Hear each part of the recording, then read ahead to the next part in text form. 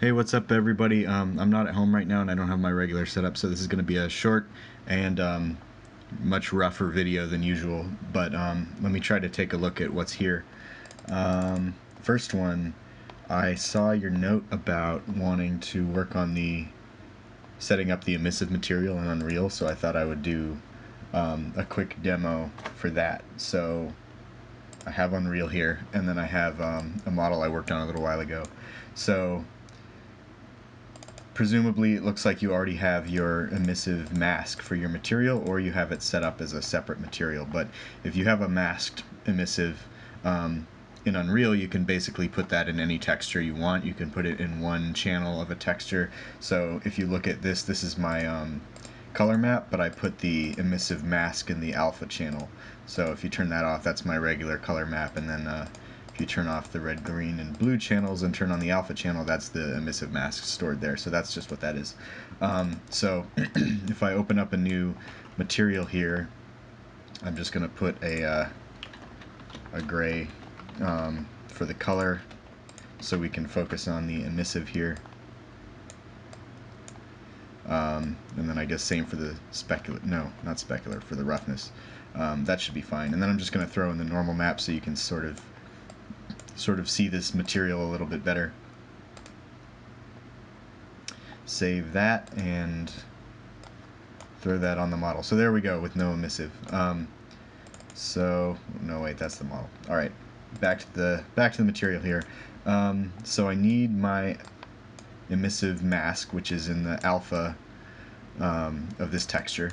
So what I'm actually going to do is I'm going to make an instance. I think I talked about this in the lecture video that Tom sent you guys, but I'm going to make an instance of this material, and I'm going to throw that instance onto the model instead of the base material. And now I'm going to go back to my base material, and I'm just going to make first of all, a parameter of a color. I'm just going to call it emissive color. And I'm just going to make it red for now. So I can multiply that by the alpha. And if I preview that in the preview screen, you're going to see,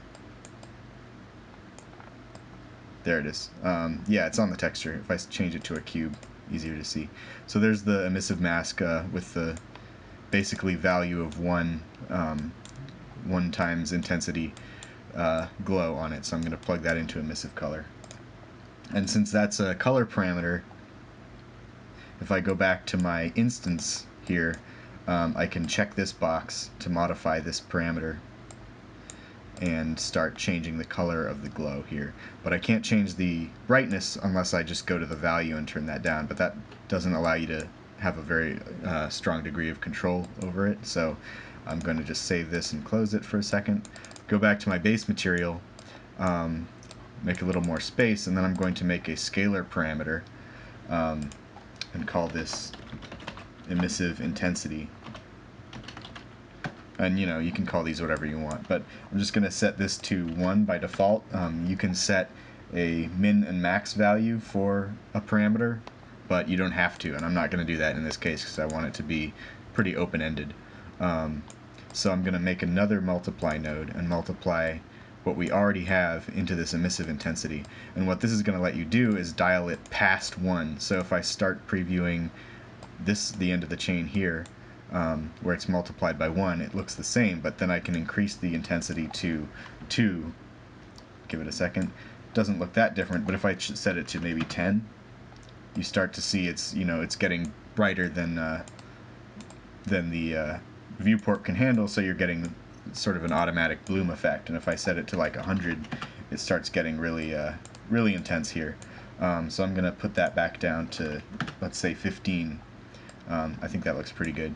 And then take that end of the chain and plug it directly into the emissive color. I'm going to apply that and save it. When I close that out, now you can see it's definitely brighter.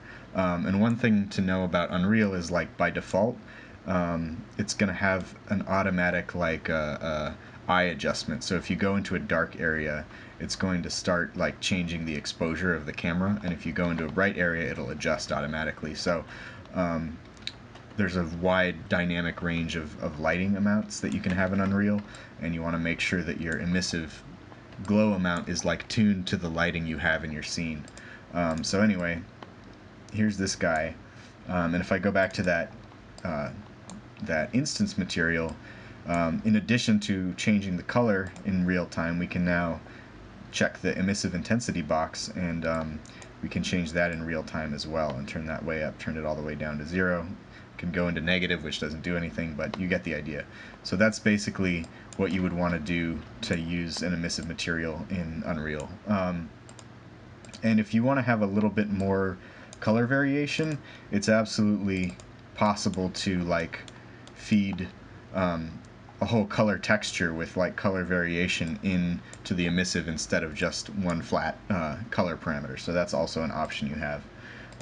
But basically, I like using these instance materials because it lets you do a bunch of revising in real time and be like, okay, exactly what color do I want this to be? How bright do I want it to be? What looks good? And then you can sort of make your creative choices very fast and easily and preview them. So yeah, that's how you do emissives.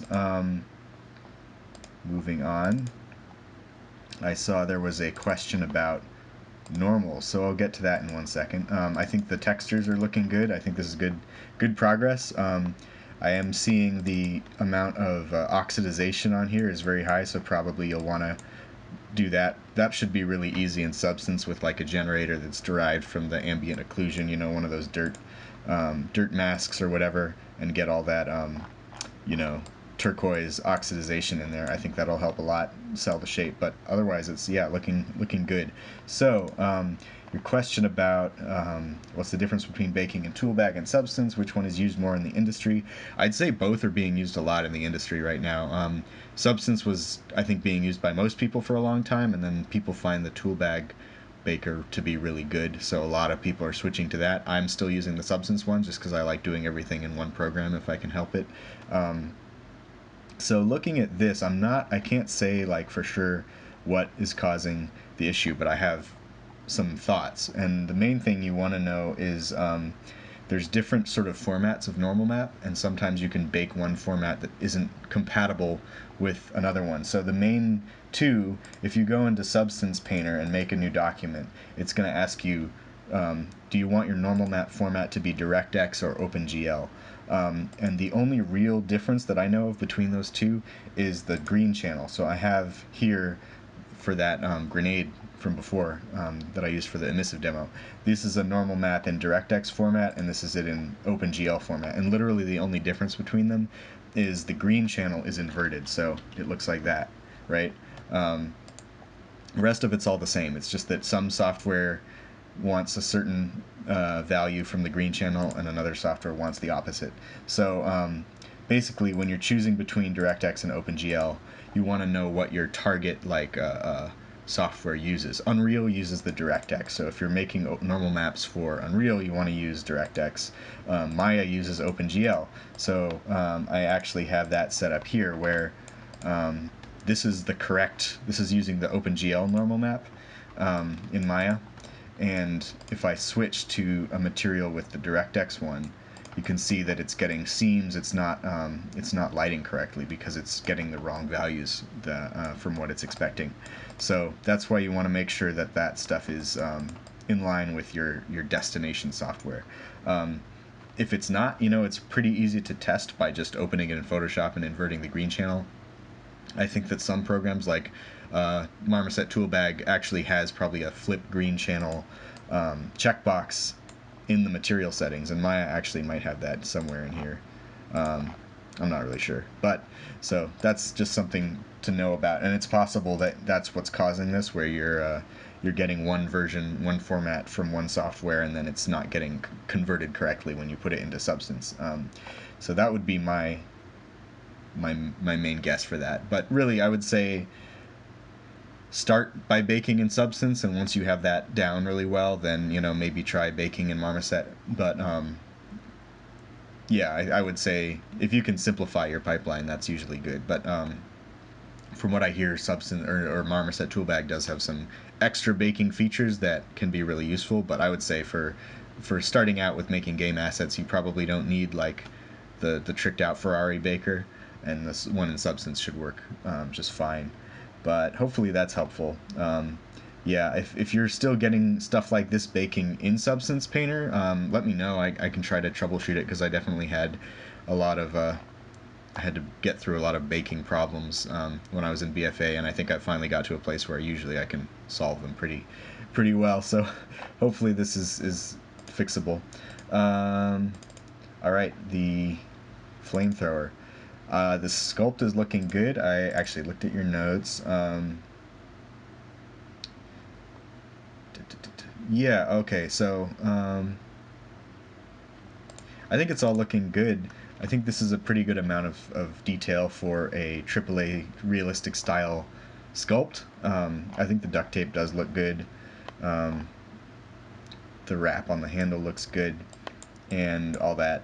The only thing I would say is watch out when you're doing like denting, like you have on the tank here and elsewhere in the sort of metal areas, including like this other tank here. Just because you want to make sure, if you're doing a photorealistic style, you want to make sure you're looking at reference and like, is that kind of denting really happening, or is that just sort of your brain going on autopilot? Because it's very easy to get trim dynamic and just sort of go on autopilot and start, dinging down all the hard edges, and I'm definitely guilty of that on my models. But it's something that you can get away with more in like stylized World of Warcraft looking artwork, because people sort of do that too much already, I think, in my opinion, in like stylized art, including me.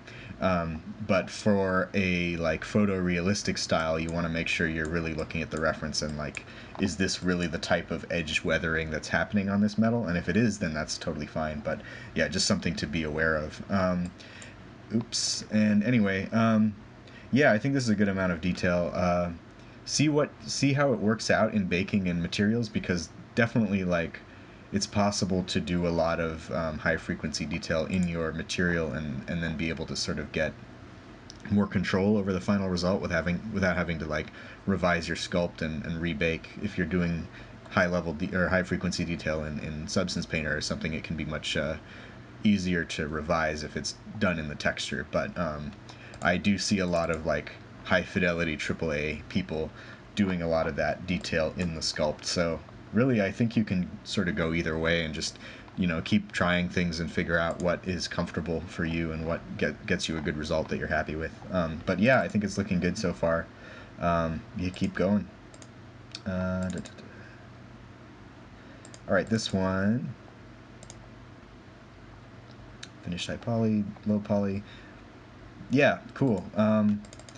Yeah, like I said before, I think it's definitely worth taking your time on this piece. I think it's coming out good, and you wouldn't want to have to rush it out and not get a good result. I think it's on the way to looking really good. One thing that was interesting to me, and I wasn't sure if this was an intentional choice or if it just happened that way, but I was looking at the reference and the amount of sort of three-dimensionality of a lot of the pieces, like these little beasts around her head piece, and also some of the ones down here. And it looks like on a lot of them you are not, the ones you've made are not protruding nearly as much as the ones on the original, and I think that's actually a good thing. It sounds like a criticism, but for a game asset, that can actually be a really smart decision, because when you go to retopo it, it could be the difference between like hours and hours of work. If I grab like a red pen here, if you're going to retopo a shape that's sticking way off with like shapes and details and stuff, that's going to be a ton of work. But if you just push it down a little bit and sort of flatten it out just a little bit, maybe you can just make a bump with a couple of quads or something. Like that can be really, really helpful. And same goes for like these front guys. I think they're a little bit more protruding, which is good, because those are probably going to be the most focused on of the ones on this bottom half. But yeah, then you can basically retopo with a relatively simple geometry and let the normal map do the rest. Whereas if it's like this way sticking out with a silhouette and everything, then it becomes much harder. And depending on the size of the object on the screen, you are always wanting to strike a balance between like workflow speed and final result. So I think the way you're doing it here makes a lot of sense, and I think the result is going to be good. The only real critique I have of what's here is just I think the face.